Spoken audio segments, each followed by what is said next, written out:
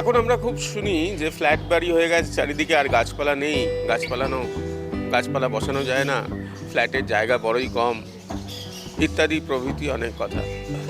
কিন্তু ইচ্ছে থাকলে উপায় হয়। আচ্ছা, আপনারা বিশ্বাস করতে পারেন যে ফ্ল্যাট বাড়িতে পেঁপে গাছ, আর সেই পেঁপে গাছে পাখি এসে ঠুকরে খেয়ে যাচ্ছে? হ্যাঁ, এরকম আছে। ফ্ল্যাট বাড়ি ভর্তি গাছ, না দেখলে বিশ্বাস করা যাবে না। সেরকমই একটি ফ্ল্যাটে এসেছি। চলুন, যিনি এই গাছ লাগিয়েছেন তার কাছ থেকে জেনে নিই কি কি গাছ লাগিয়েছেন, কেমন করে লাগিয়েছেন, কি কি সার দিয়েছেন, আর কি কি ফলন পেয়েছেন, কতটা খুশি পেয়েছেন, সবটা আমার বাগানে।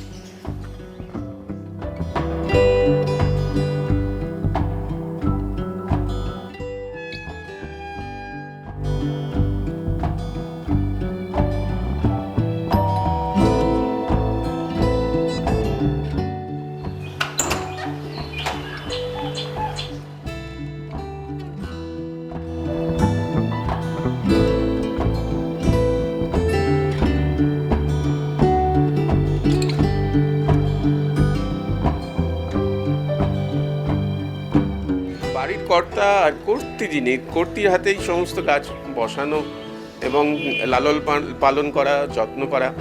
একবার দিদির কাছ থেকে জেনে নিই, দিদি এইখানে এই গাছটা যেটা দেখতে পাচ্ছি, এখানে কি কি গাছ রয়েছে? এটা তো চেরি গাছ। চেরি গাছ, এটা এই সময় খুব ভালো হয়, ফুলটা আরো সুন্দর হয়।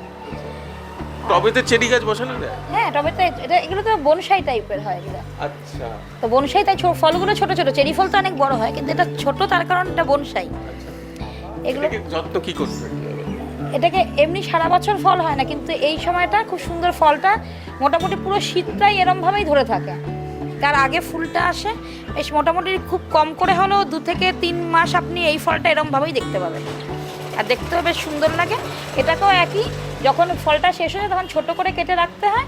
তারপর নিজে থেকেই বর্ষাকালে আসলে পাতা বেরোয়, পাতা বেরিয়ে সুন্দর আবার ফুল যেরম হয়। আর সব গাছেরই মোটামুটি সার একই, বনডাস্ট আর গোবর সার। এছাড়াও আমি হাটে যাই, হাটের থেকেও বেশ কিছু সার কিনে আনি, সেগুলোও দিতে হয় মাসে একবার করে। আর কি কি গাছ আছে? আর আমার খুব পছন্দের জবা, অনেক রকম জবা আছে, কিন্তু আমি ওনারা আসবেন জানতেন নাম বলে ফুলগুলো পেরে নিয়েছি। এটা জবা গাছ, এটা আমাদের হাসনোহানা। আচ্ছা, হাসনোহানা। এটা আপনি সবই মোটামুটি সব আমার বেশিরভাগ ইনডোর প্ল্যান্ট। আচ্ছা, হাসনোহানা জবা গাছটা তো দেখছি যে জল মানে ভালো করে দিতে হয় প্রতিদিন। হ্যাঁ, প্রতিদিন, গরম পড়লে প্রতিদিন, আর শীতের সময় 2 দিন অন্তর 1 দিন জল দিতেই হবে, যেহেতু টবের গাছ। হাসনোহানাতে 2 দিন অন্তর 1 দিন করে দিতে হয়। হাসনোহানা জলটা বেশি লাগে না। আচ্ছা, আর ফুল যখন হয় দারুণ গন্ধ, চারিদিকে আপনার এই ঘরটায় বসা যাবে না, এত সুন্দর গন্ধ হয়, আর খুব ফুল হয়ও। হাসনোহানাটা অনেকেই রাখে না সাপের ভয়, কিন্তু সেরকম কোনো ব্যাপার নেই, আপনারা যেমন ইচ্ছা রাখতেই পারেন। ফুলটা হওয়ার পরে একবার করে ছোট করে কেটে দিলেই আবার নিজে থেকে ডাল বেরিয়ে সুন্দর ফুল হয়, কোনো সাপের কোনো ভয়ের কোনো ব্যাপার নেই। সার একই? সার একই। এটা বলতে লেমন না, এটা লেমন গ্রাস, আমার বিড়ালগুলো সব খেয়ে নিচ্ছে। লেমন গ্রাসেরও একই রকম একই, কিন্তু লেমন গ্রাসের জল পড়ে এই শীতের সময়টা মরে যায়, বর্ষাকালে আবার বর্ষার জল পড়লে ঠিক হয়ে যাবে। মানে এক একটা গাছ এক এক রকম। মানে বেডরুমটা পুরো গন্ধে ভরে থাকে।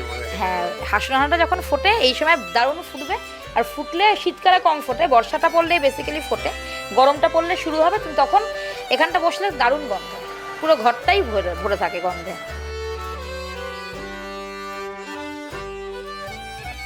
অর্কিড, এটা শীতকালেই বেশি সাধারণত হয়ে থাকে। এটা গত বছর হয়েছিল, হওয়ার পরে যথারীতি মরে যায়। আর এটা কোকোপিটের ওপর বসানো হয়, গোবর সার আর হাড়ের গুঁড়ো দিয়ে মিশিয়ে এটাকে বসানো হয়, আর একবার বসালে সেটা নাড়াতে হয় না। এটা শীতকাল চলে গেলে নিজে থেকে মরে যায়, আবার যেই শীতকাল আসে তখন আবার নিজে থেকেই হয়। এর মধ্যে একটা বেগুনি রঙের ফুলও হয়, আপনাদের দেখাতে পাচ্ছি না, এর জন্য দুঃখিত, কিন্তু খুব সুন্দর লাগে দেখতে।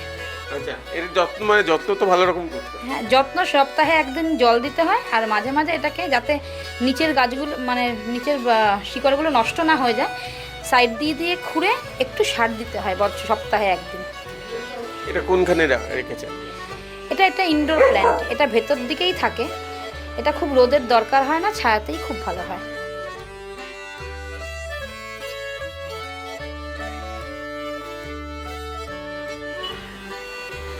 বাহ, এটা তো খুব সুন্দর গাছ। এটা কি গাছ?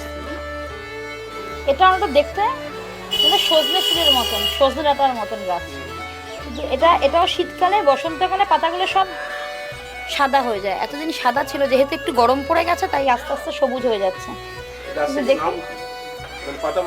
পাতাবাহার, এটাও ইনডোর প্ল্যান্টই, ঠিক আছে। এটা তো খুব আপনার রোদের দরকার হয় না, বাইরের রোদের দরকার হয় না, এটা ভেতরেই থাকে। আর এটা এরকম সাদা হয়ে যায়, যেই শীতকালটা আসতে থাকে পুরো সাদা হয়ে যায় গাছটা। আবার যেই গরম পড়েছে দেখুন অটোমেটিক এই ওপর থেকে এই পাতা ঝরে আবার সবুজ পাতা সব বেরোতে থাকে। এটা দেখতে বেশ মিষ্টি গাছটা। এটার খুব একটা যত্ন লাগে না, কিন্তু এটাতে বেশি সারও দিতে হয় না, এটাতে খুব জলও দিতে হয় না। এটাতে মোটামুটি হাসনো আনার মতন 2-3 দিন অন্তর একদিন জল দিলেই হয়। আর একটু স্প্রে করতে হয়, পাতায় খুব পোকা ধরে এটার একটু পোকার ওষুধ আছে, ওই স্প্রে করতে হয়। আর এমনি গোবর সার আর মাঝে মাঝে খোল ভিজিয়ে দিতে হয়। আর বেশি জল দিলে মরে যায়। এটা যেহেতু শীতের গাছ, এটা বেশি জল দিলে মরে যায়। আচ্ছা, আরেকটা জিনিস সেটা হচ্ছে যে ওই স্প্রে, মানে কি স্প্রে করতে হয় সেটাও কি হাট থেকে কিনে আনে? হ্যাঁ, সেটাও হাট থেকে কিনে আনে।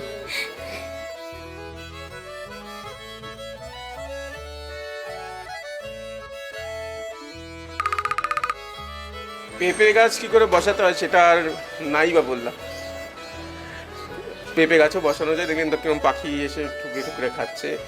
আসলে অরুণবাবু পেশায় উকিল, তার স্ত্রী চন্দ্রানী ভট্টাচার্য আর ছেলে অগ্নি, এদের মতো করে ফ্ল্যাটে যদি গাছ, এই ধরনের গাছ, মানে আমরা সবাই টুকটাক গাছ বসাই, কিন্তু একেবারে যেরকম চন্দ্রানী দিদি বলছিলেন যে হাট থেকে জিনিস কিনে আনা, সার কিনে আনা, এগুলো করা, একেবারে যত্ন নিয়ে তবেই তো চেরি ফলের মতো বনসাই করা যায়, তবেই তো হাসনু আনা ফোটে।